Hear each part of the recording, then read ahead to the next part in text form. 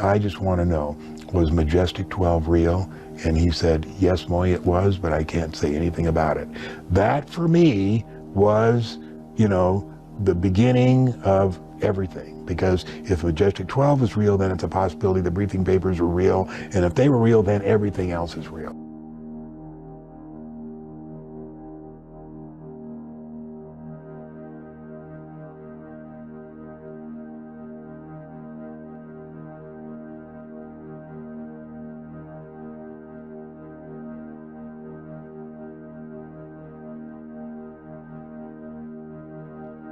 During the course of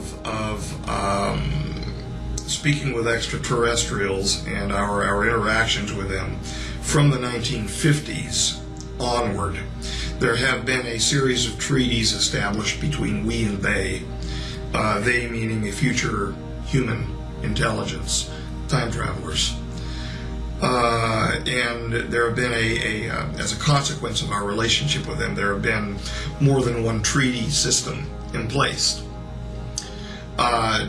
During the last of one of those treaty negotiation and signing times, I had the privilege of being in the presence of the negotiators at the conference, which was held in the state of New Mexico. And there were how many aliens present at that time?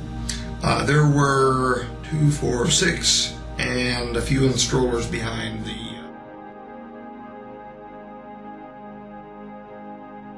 What if we were to tell you that a document has been leaked that is so stunning it could literally change the world as we know it? Leaked in 1984 and posted through the door of a film producer, a roll of 35mm film captured on 1950 spyware technology reveals the existence of collusion between the US and extraterrestrials. Just wait till you hear this. CIA documents from 1952 state that President Harry Truman started a secret group within the United States with the sole purpose of examining crashed UFO craft within the country, suggesting that there were many more incidents after Roswell. This group was called the Majestic 12, and the leaked documents can be considered a major source of evidence in relation to the existence of aliens who visit the Earth. If you were President Truman in 1947 and you were presented with credible evidence that there was an alien presence on planet Earth, what would you do? You would create a commission to study what is going on and make recommendations and explore the subject. What did President Harry Truman do? He created Majestic 12. He created the National Security Act. He created the National Security Council, and he created the CIA, all at the same time in response to this threat. There is also evidence that later on in Eisenhower's presidency that an alien actually landed on Earth and demanded to speak with the president. The alien was called Valiant Thor, and his time on Earth and purpose was documented in the book Stranger at the Pentagon.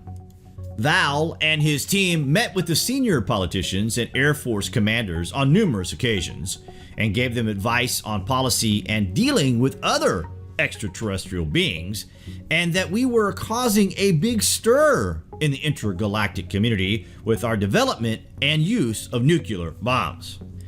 President Eisenhower's great-granddaughter, Laura Eisenhower, claims that her great-grandfather had no choice but to continue what his predecessor, Harry Truman, had started. President Eisenhower was definitely in a very challenged position as far as how to handle the exo-political issue going on.